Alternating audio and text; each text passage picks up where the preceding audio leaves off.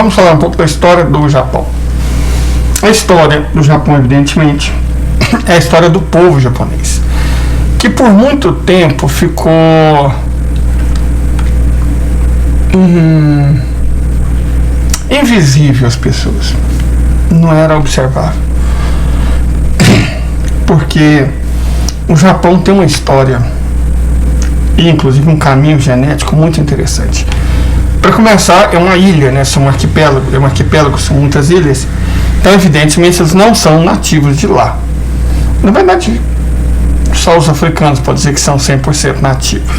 Enfim,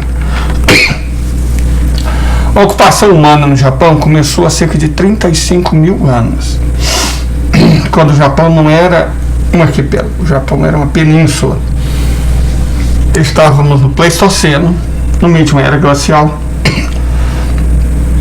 O nível do mar era muito mais baixo. E aí o que aconteceu? Deixa eu mostrar para vocês. Pelo que vocês podem ver aqui, o Japão é cercado por mares muito rasos, certo? Muito rasos. Então, em períodos glaciais, o Japão era conectado ao continente asiático pela ilha de Sahalin, Hokkaido, né? Tudo conectado. E em períodos em que a glaciação era especialmente forte, ele era inclusive conectado com a Península Coreana, de modo que o mar do Japão, na verdade, em períodos assim, era um lago, um enorme lago, tá certo? Um gigantesco lago. Então, sempre que a Terra esfria, e esses períodos aconteceram várias vezes ao longo da história, o Japão se conecta com o continente. Então foi num desses períodos, 35 mil anos atrás, no Pleistoceno, que os primeiros seres humanos chegaram ao Japão. A pergunta aí no caso é: vindos da onde? Bom, isso aqui, vamos ler isso aqui e responder. Não sabemos exatamente quando os humanos se estabeleceram no arquipélago japonês, mas os arqueólogos confirmaram que há pelo menos 35 mil anos, embora talvez tenham chegado antes. Os arqueólogos pensam que as ilhas japonesas foram colonizadas por povos paleolíticos que chegaram através de pelo menos duas rotas. Lembra que eu falei? Nível do mar baixo, dá para você chegar tanto pela Sibéria quanto pela Península Coreana. Cientistas de DNA pensam agora que os ancestrais paleolíticos do povo Jomon.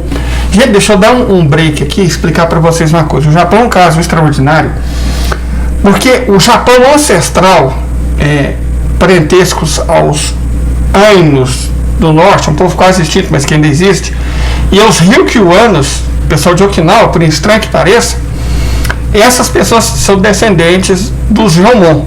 Os Ainos são os Jomon. E há muito DNA Jomon entre os habitantes das ilhas Ryukyu e habitantes do norte do Japão. Só que a cultura japonesa mesmo, ela veio com o povo Yayoi, que são coreanos. Estranhamente, a origem do Japão moderno é a Coreia. De modo que os habitantes do primeiro reino coreano, Gojoseon, incrivelmente, são os japoneses. Os coreanos descendem de um povo que chegou depois e expulsou os antigos coreanos, Yayoi, para o Japão. Entenderam? Os japoneses, essencialmente, são os coreanos do passado. E os coreanos originais são os japoneses. Os que vieram depois do ano 200, da Era Comum, para a Coreia, são povos que vieram do norte, não coreanos ancestrais. Enfim, né?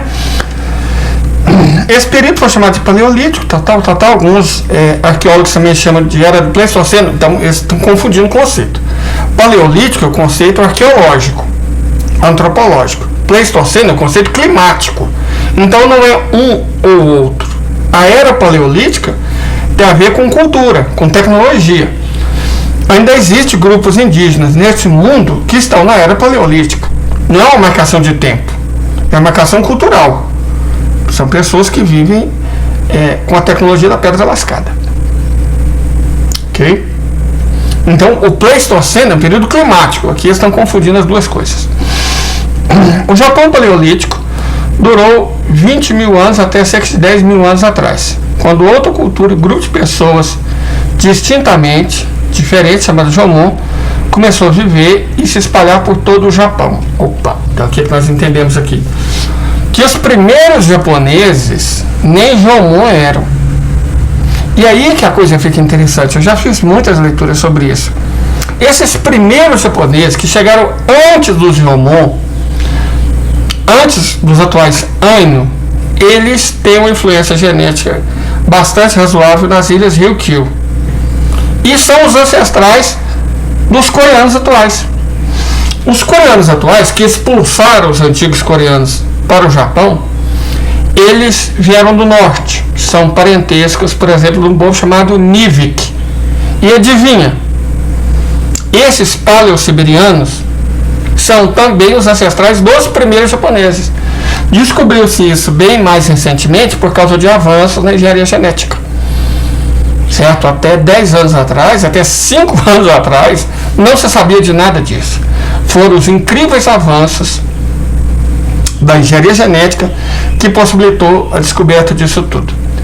Vamos lá. O que se destacou do povo paleolítico, ou seja, que vieram antes do Jomon, foram as inúmeras ferramentas de núcleo de pedra que deixaram para trás. Mas aí vamos à pergunta. Quem foram os primeiros colonizadores do Japão? Os primeiros, antes do Jomon. Os primeiros colonos viviam da caça da coleta, usavam fogo, construíam suas casas em cavernas no interior de abrigos rochosos. Ossos de uma criança,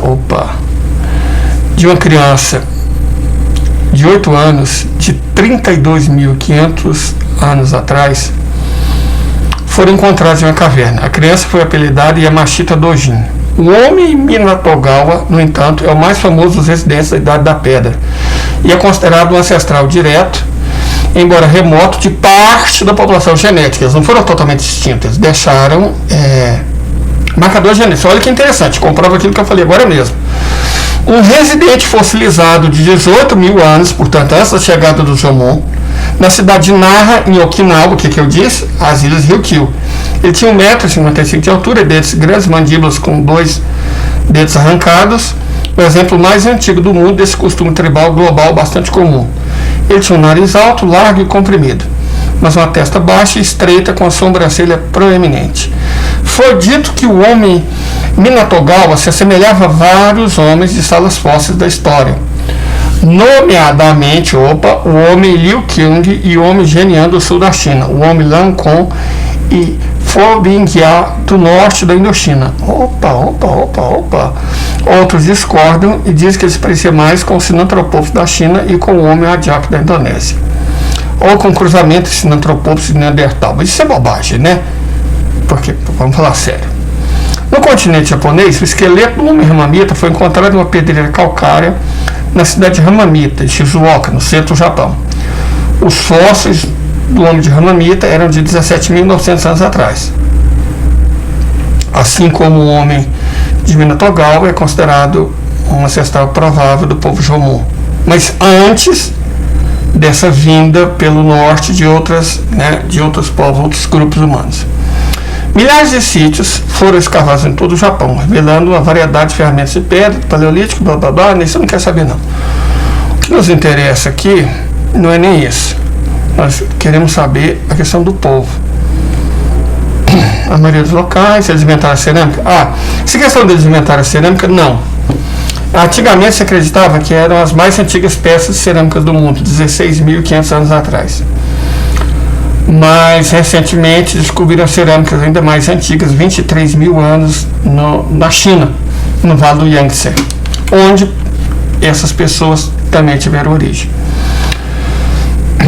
Os cientistas sabem que as pessoas pescavam, principalmente nos rios, não no mar, e caçavam nas florestas.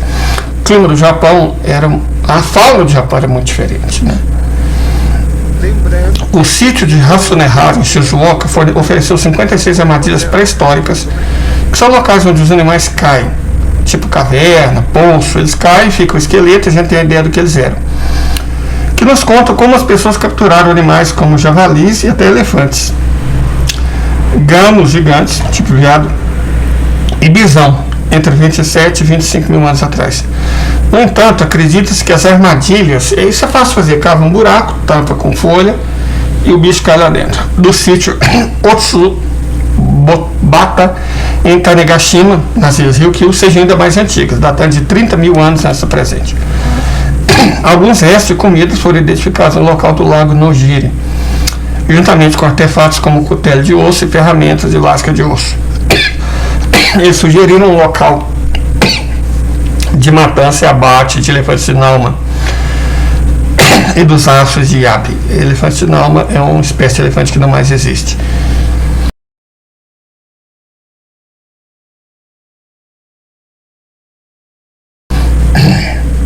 Outros argumentam que a ferramenta utilizada pelo povo paleolítico era mais adequada para a caça de animais menores que de animais maiores. O clima e o meio ambiente durante a era paleolítica. Aproximadamente 1.000 anos atrás, durante a glaciação Würm, o Japão estava conectado ao continente, nós falamos sobre isso, e o nível do mar era 150 metros abaixo do que é hoje, certo? Essas áreas em branco são áreas cobertas por gelo. A temperatura é 7 a 8 graus mais baixa, e no pico do frio glacial, de 21 a 18 mil anos atrás, a tundra cobria grande parte da ilha de Hokkaido ao norte.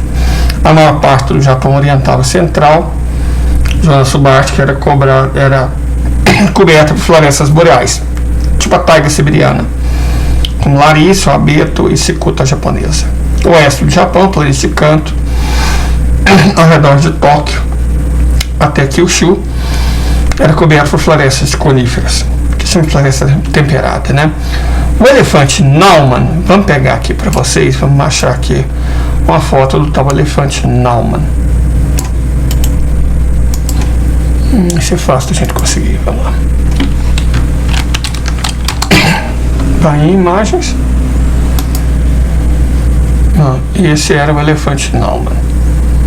Não era, né? Pode ver que você tem diferenças sensíveis no tamanho dos elefantes de Nauman japoneses e chineses. Os chineses eram muito mais altos, muito maiores, e faz todo sentido do mundo. Por que faz todo sentido do mundo? Porque esse é um espaço muito grande, o Japão sendo um arquipélago, eles acabaram sofrendo nanismo insular, tá certo? Mas isso era o elefante Nauman, uma espécie de, parecia muito mamute, né? Hoje extintos, viveram no Japão e na região durante o Paleolítico. Muitas pessoas acreditam que os caçadores do Japão caçaram esses grandes mamíferos até a extinção. Alces, ursos pardos, bisões das estepes e aurochs, que é o ancestral do boi, estavam entre os muitos animais de grande porte que viviam nas florestas no leste e norte do Japão, juntamente com muitos animais do Ártico. Um estudo recente de 2009 concluiu que a extinção da megafauna, especialmente do Paleoloxodon, que é o tal elefante, o mamute e o Cynomegacérus, foi causado pela colonização por grupos Persian-Mon no Japão. Ou seja, antes da chegada desse povo ancestral dos Ainos. Certo? Então, foi esse o bagulho. Vamos avançar.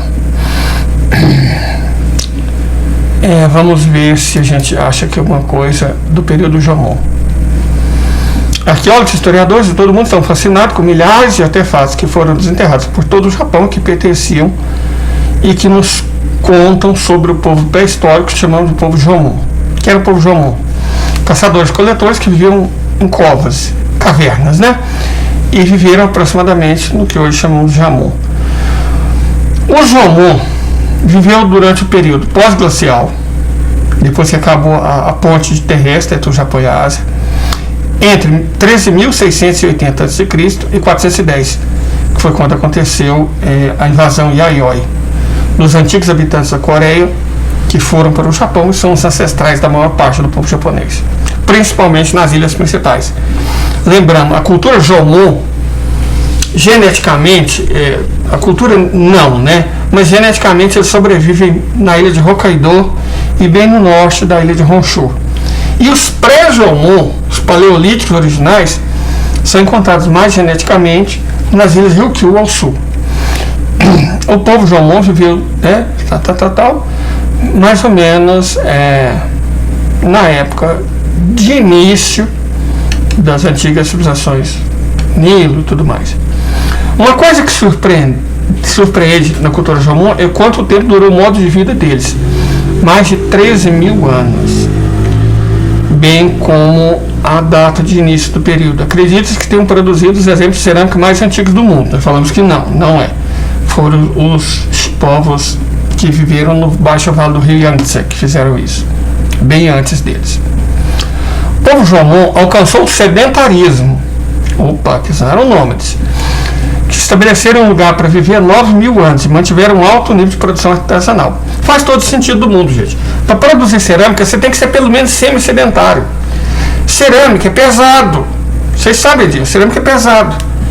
Antes disso, havia-se a cestaria. Cesto é leve.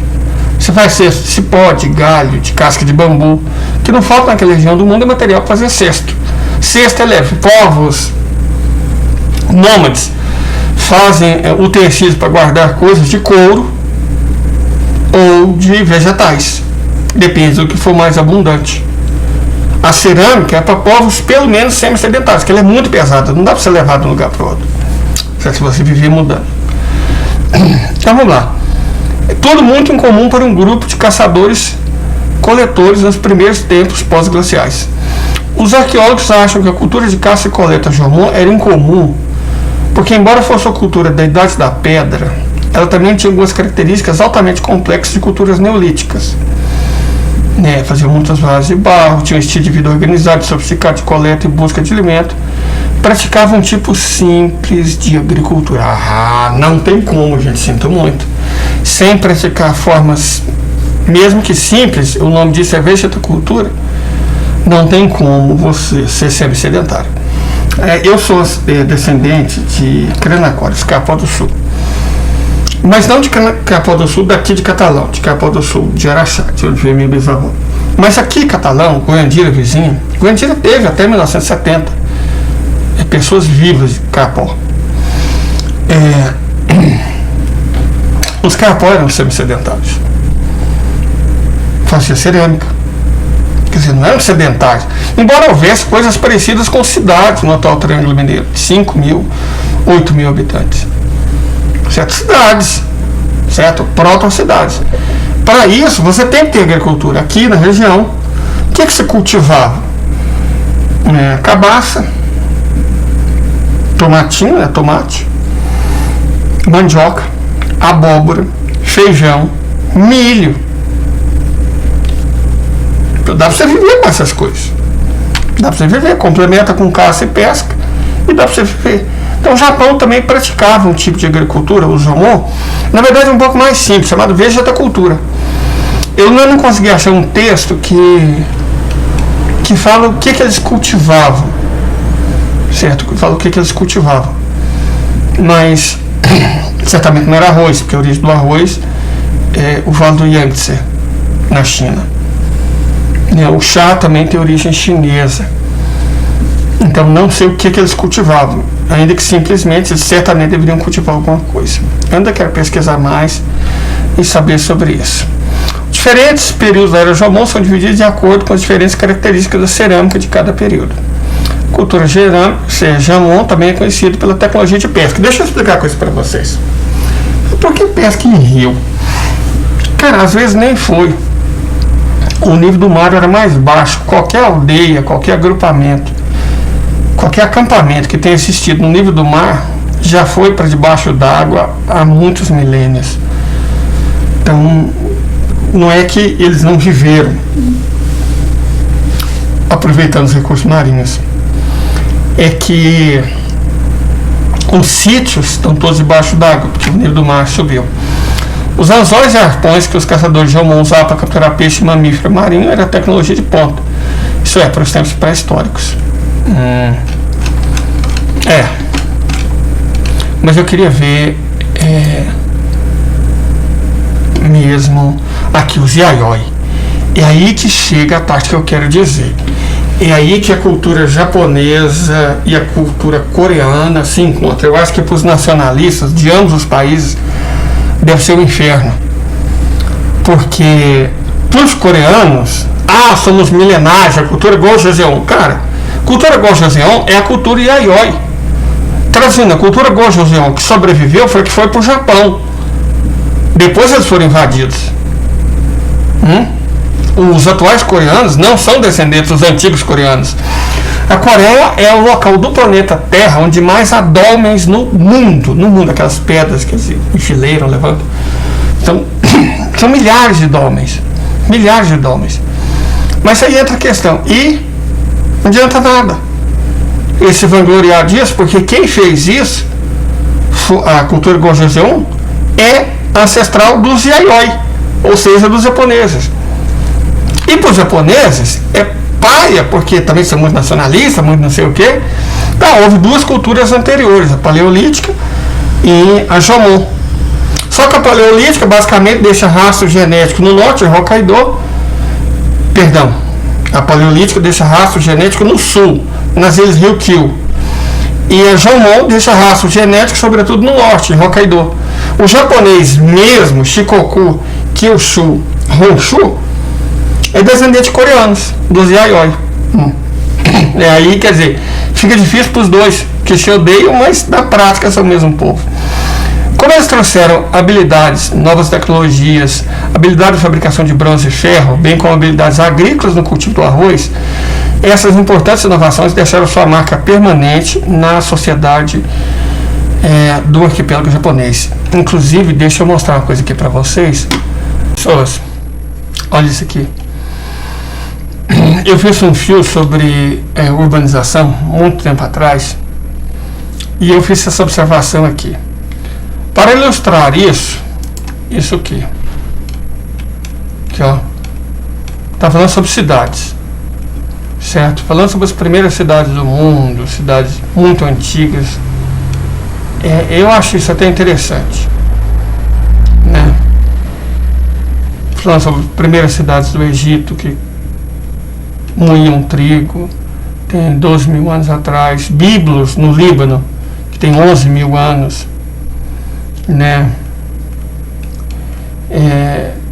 Então, eu faço sobre cidade, de modo geral, mas eu faço uma observação aqui que tem a ver com a nossa história. As primeiras cidades visavam proteger seus habitantes, certo? E a ideia era a proteção. No caso do Jomon, como... Nossa, gente, tem uma expressão tão tosca aqui. No caso do Jomon, como eles viviam numa ilha isolada, não tinha que se preocupar tanto com proteção. A proteção era contra o clima, certo? Então, os espaços públicos de uso comum, perfeito? Mas uma segunda onda, no caso o Yayoi, começa a abrigar espaço específico para grupos sociais distintos. E num terceiro momento, os edifícios passam a refletir a diferença entre os que mandam e os que obedecem. Olha esse exemplo aqui que eu estou dando, tem a ver com o Japão. Para ilustrar isso, vamos mostrar a cidade de um país que passou por essas três fases, o Japão. A imagem da esquerda é do período Jomon, é igualitário, tá vendo? Todas as casas são cabanas simples, são todas iguais. E a imagem de direita é do período Yayoi, agrícola, então quando surge a diferenciação. E aqui embaixo é quando ficou ainda mais complexo, Fujiwara, a capital do primeiro império japonês. Então repara, eu não gosto da palavra evolução, não gosto, cara, dá a impressão que os que moram em sociedades desiguais e exploradoras são mais evoluídos. Isso é uma bobagem. As pessoas viviam simples e todas igualitárias no período Jomon. No início do período Yayoi, começaram a fazer grandes obras públicas. E aí, quando evoluiu para o Império do Japão, para o primeiro Império do Japão, virou isso aqui. As classes sociais profundamente separadas entre si. Tá certo? Então, é essa jossa aqui, que a gente, inclusive, nem curte, né? Mas, enfim, vamos continuar. O povo da cultura Yayoi tem o nome do distrito de Yayoi, uma seção norte do campus da Universidade de Tóquio, onde foi encontrado o primeiro pote, um tipo distinto da cerâmica que pertencia ao povo Jomon. O povo Yayoi era mais alto, já falamos, eles são os coreanos, mais leve, tinha rostos mais esguios que os habitantes de Jomon, que ocuparam as ilhas japonesas antes dele. A cultura Yayoi estabeleceu-se primeiro no sul, porque o sul está mais perto da Coreia, né? No norte da ilha de Kyushu, e espalhou-se rapidamente, por causa da superioridade tecnológica, para o nordeste ao longo da costa de Sanin até a planície de Kanto, onde fica Tóquio. Os arqueólogos descobriram muitos artefatos, restos mortais e evidências da cultura Yayoi.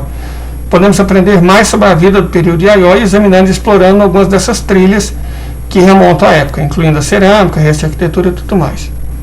Certo? Os documentos escritos chineses são outra fonte importante, porque os chineses conheciam ambos os povos, eles são mais antigos, então eles conheciam tanto os Jomon quanto os Yayoi. Conheceram o Japão antes da invasão. E aí entra um ponto interessante.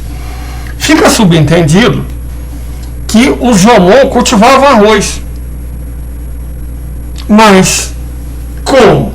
Se o arroz é da China. Olha, se o arroz é cultivado na China há 23 mil anos e a cerâmica Jomon existe há 10 mil, que é mais ou menos a idade do próprio povo Jomon, nós sabemos que os Jomon eles vieram essencialmente da China. Então existe uma chance muito grande deles terem trazido arroz. Não as variedades de arroz mais desenvolvidas que existiam na China 6 mil anos atrás, mas as primeiras variedades de arroz. O arroz original, gente, deixa eu explicar para vocês. Hoje a gente está acostumado com arroz de grão branco, arroz baixo, mas originalmente o arroz era vermelho, era mais alto, certo? Então assim, era uma planta de brejo. Então muito provavelmente esses Jomon trouxeram as primeiras sementes de arroz da China, que é de onde eles vieram, certo? Então o povo paleolítico veio do norte, os Jomon vieram da China, os Yayoi vieram da Coreia. Do norte, quando eu quero dizer, da Rússia, da Sibéria. O cultivo de arroz úmido trouxe mudanças importantes. Arroz úmido é arroz irrigado, tá? Deixa eu até ler aqui para vocês. Os documentos escritos chineses são outra forma que os historiadores procuram. O Han Shu, história de Han, da dinastia Han, e o Wei Shi, história da dinastia Wei, retratam o mundo e os costumes da sociedade tribal do povo Yayoi. Olha só, Yayoi já é os primeiros que vieram da Coreia. Eles falam sobre o reino Yamatai e um rei xamã chamado Himiko, que governou mais de 100 chefias tribais. O cultivo do arroz úmido, que é irrigado, trouxe mudanças importantes. Milhares de anos de estilo de vida de caça e coleta transformaram na agricultura de cultivo, que continua até o tempo atual. Porque como eles plantavam esse arroz mais primitivo, que é menos produtivo, ele era quase uma vegetacultura, não era uma atividade. Basicamente o que você tem que fazer é jogar a semente no charco, algumas vão brotar, você colhe, deixa cair algumas na água, no ano seguinte ela brota de novo e nasce de novo. Isso não é agricultura, é vegetacultura, provavelmente era o que o povo Jomon praticava. Mas o cultivo do arroz mesmo, né, esse arroz irrigado, que veio da China, pelos Yayoi, através da Coreia, mudou tudo, porque ele é muito mais produtivo, gente. A produção de alimentos, arroz, tornou-se estável e pôde alimentar populações muito maiores, de modo que os assentamentos se tornaram fixos. Suprimentos extras de alimentos que excederam as necessidades alimentares é um recurso econômico controlado por um grupo de elite de pessoas, os invasores vindos da Coreia do Sul. O controle do arroz e dos recursos metálicos, do metal, levou a sociedade claramente estratificada. As crônicas chinesas revelam que a sociedade Yayoi era altamente estratificada. Havia diferentes classes de pessoas com status diferentes. Os escravos foram classificados como os mais baixos. Então, provavelmente, são os Jomon ou ainda o povo paleolítico. Esses foram escravizados, né? A cultura Yayoi não eliminou o povo Jomon e seus velhos hábitos. Em muitos lugares, ambos conviveram lado a lado, Yayoi e Jomon. E a cultura Jomon permaneceu forte no sul e no norte do Japão, na fase Jomon contínua, que continuou até por volta do século VIII ou mais. O costume de extração dentária, os 2 primeiros dentes, não desapareceu até o final do período Yayoi. O período Yayoi durou 7 séculos até meados do século III. Então, vocês vejam que esses Yayoi, esse período muito elitista da sociedade japonesa, durou 600 anos, do 3º século a.C. ao 3º século depois da Era Comum. O período Jomon tardio durou mais do que o período Yayoi. Por quê? Faz todo sentido. Que uma sociedade que vive pela exploração e pela opressão, ela pode fazer grandes feitos, mas ela não vai durar muito. Você precisa do consentimento do governado, e o consentimento você obtém não pela opressão, certo? Esse é um fato importante sobre a história do Japão, mas na verdade é a história de qualquer povo. Agora, se vocês me permitem, eu vou mostrar um documentáriozinho interessante que fala basicamente o que eu estou dizendo, que eu estou lendo aqui, mas na forma de um documentário. Para entender isso, precisamos retornar à última idade do gelo, quando a maior parte da água da Terra estava trancada nas geleiras e o nível do mar era muito menor do que é hoje. No hemisfério oriental, os seres humanos lutam para sobreviver caçando, pescando e coletando plantas, frutas e vegetais comestíveis. Como o nome da idade da pedra sugere, as pessoas usam pedras para cozinhar alimentos, fazer lanças, decorar seus machados e assim por diante.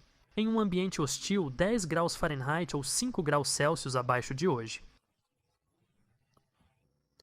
Uma variedade de animais gigantes ou animais grandes são alvos de caça e potenciais predadores que podem caçar seres humanos. Animais gigantes não são a única coisa que nossos ancestrais humanos precisam prestar atenção.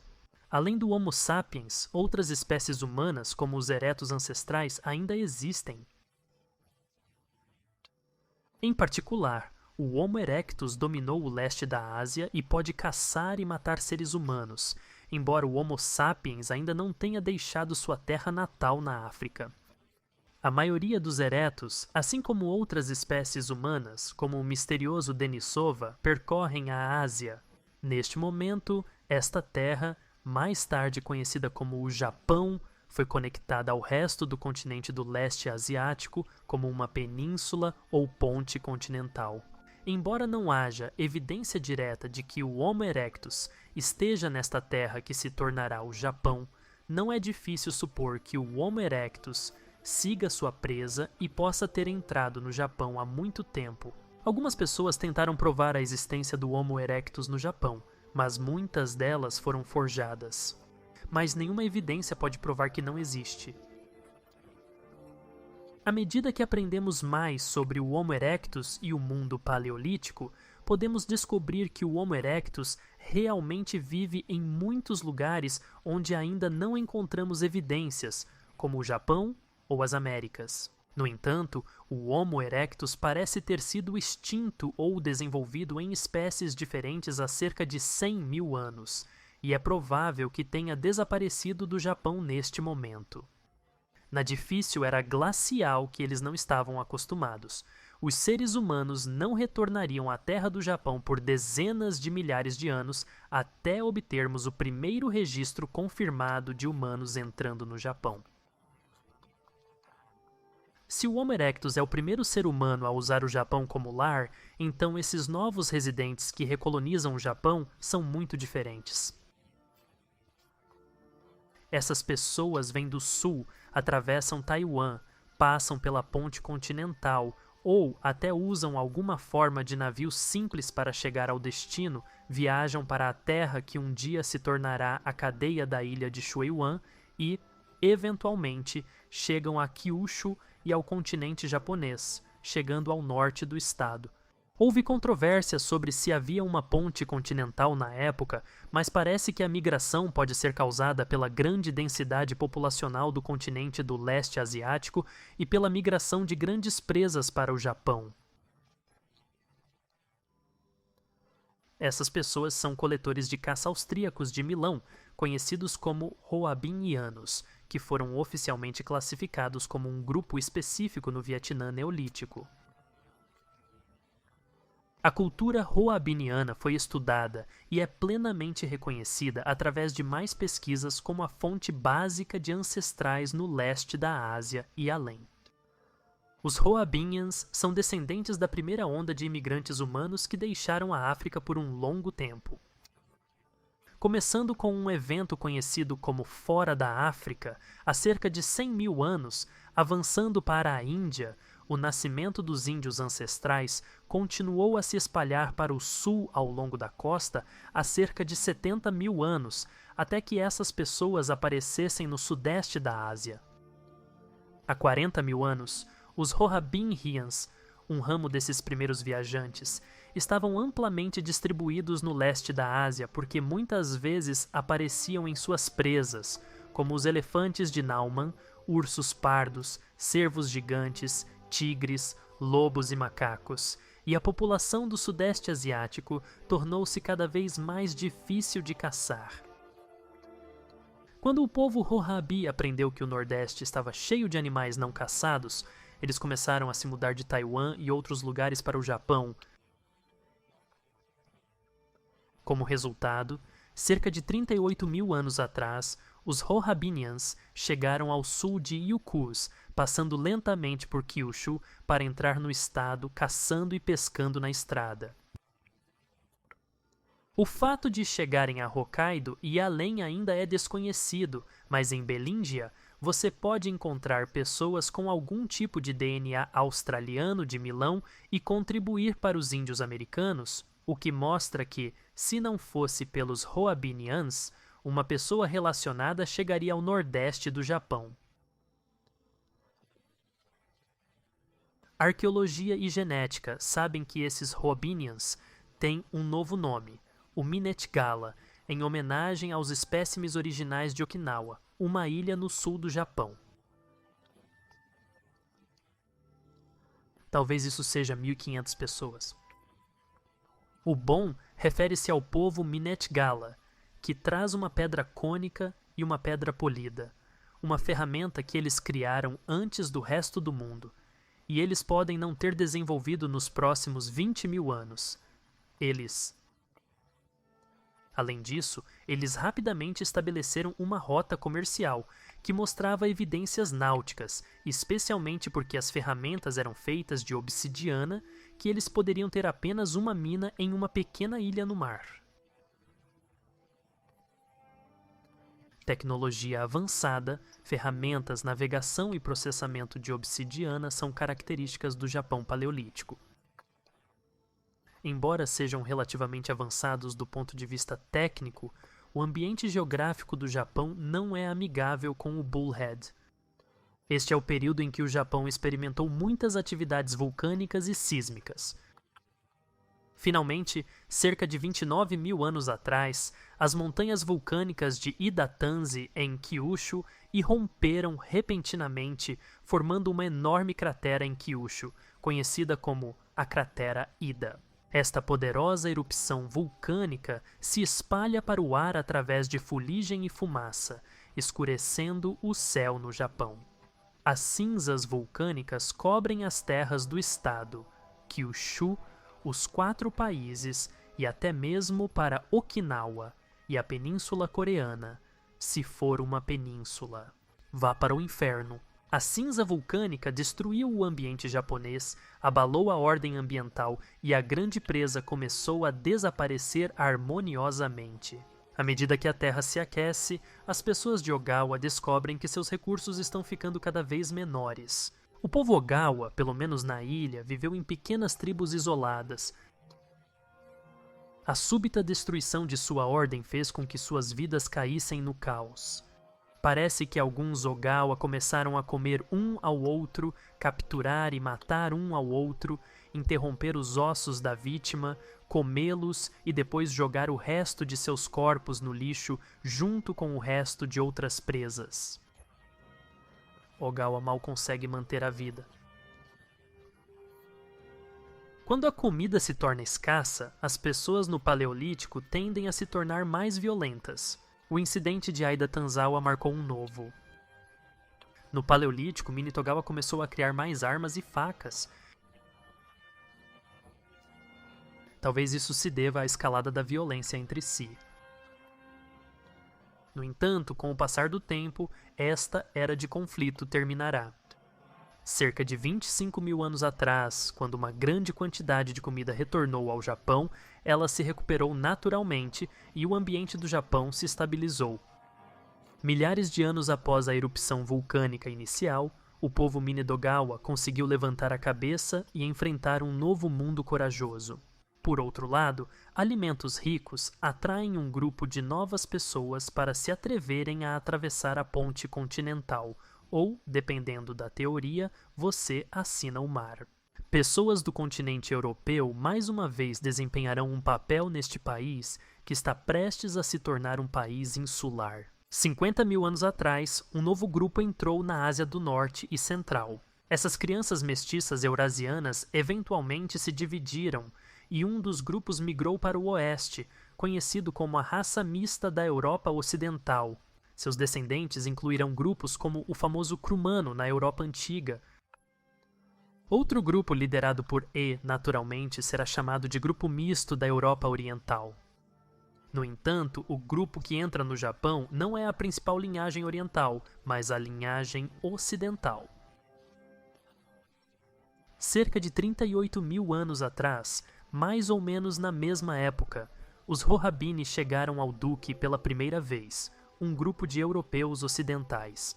Coletores de caça asiáticos deixaram sua linhagem principal e começaram a retornar ao leste, até mesmo em um lugar que outros nunca ousaram entrar antes, o Círculo Polar Ártico. Ao longo do caminho, eles cruzaram com crianças mestiças eurasianas, e as crianças mestiças eurasianas contribuíram com cerca de 25% para o seu genoma. Estes novos, principalmente os povos da Europa Ocidental, tornar-se-ão antigos siberianos ou Ianás, conhecidos pelos arqueólogos. Os Iana exploraram as fronteiras do Círculo Ártico durante a Idade do Gelo e, através desse modo de vida, tornaram-se pessoas bastante resistentes. No entanto, como a última glaciar máxima começou há cerca de 33 mil anos e atingiu seu pico mais alto há 26 mil anos, os Janas não puderam continuar seu estilo de vida no norte.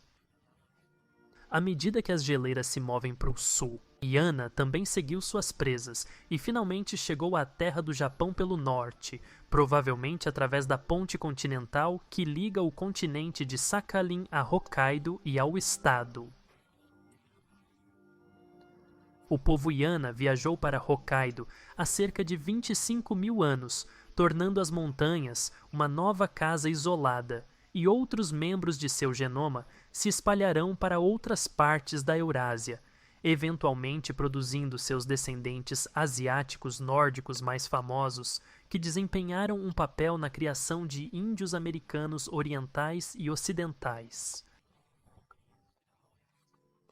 Mas esta não é a história deles, então não vamos prestar atenção neles.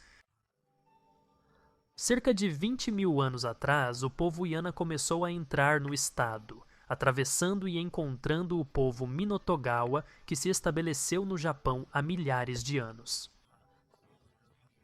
De acordo com registros genéticos, Iana e Minotogawa não lutam entre si como as interações entre outros grupos que mais tarde imigraram para o Japão. Em vez disso, eles podem facilmente se misturar rapidamente, e o DNA de Iana e Minatogawa não se espalha apenas amplamente em Hokkaido e Honshu, mas também se espalha amplamente dentro da terra de propriedade dos dois povos paleolíticos. Esse relacionamento amigável pode ser baseado no fato de que o Japão é rico em comida, e esses dois grupos não se consideram inimigos ou oponentes, mas colegas de quarto e vizinhos, compartilhando o mundo criado por Izanagi e Itanami. Deste ponto de vista, a cultura japonesa tornou-se mais complexa, e casas e comunidades simples estão localizadas em locais estratégicos, como rios. A tecnologia evoluiu com o estilo único de Iana de fazer ferramentas de pedra, que é chamado de indústria Ubetsu, ou Adaya. Mesmo nas ilhas remotas do sul, os costumes funerários começaram a se tornar comuns. A Iana também introduziu os microblades, uma cultura arqueológica que não tem nada a ver com os ancestrais originais de Iana do Ártico, mas é um representante da cultura japonesa paleolítica que começou há 20 mil anos e realmente se formou há 16 mil anos.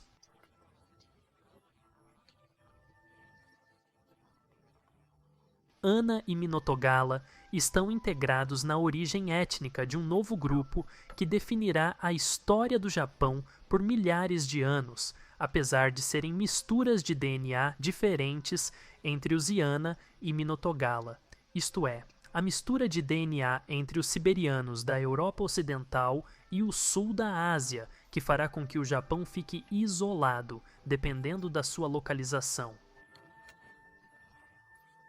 A mistura desses dois grupos se tornará um conhecido literato de corda, o representante da corda, no Japão. Portanto, como Minotogawa e Yana evoluíram para cordas, tradicionalmente considerado a era paleolítica do Japão. Acabou corda. Comece. Desde o nascimento dos primeiros índios no Japão até o nascimento do homem das cordas, falamos sobre a história do Japão por 22 mil anos, que é a base da vida na região. Embora os Joelmons representem uma média de apenas 10% da população japonesa, hoje esses grupos misteriosos atraem a atenção de historiadores, entusiastas japoneses, etnográficos, arqueólogos e antropólogos em todo o mundo por causa de sua singularidade e separação de outras partes da Eurásia Oriental. Eles sobreviveram a perigosas viagens marítimas, desastres vulcânicos catastróficos, geleiras em movimento rápido e frio implacável no Ártico. Embora eles não estejam mais lá, as 1.500 pessoas de Izanagi deixaram sua marca.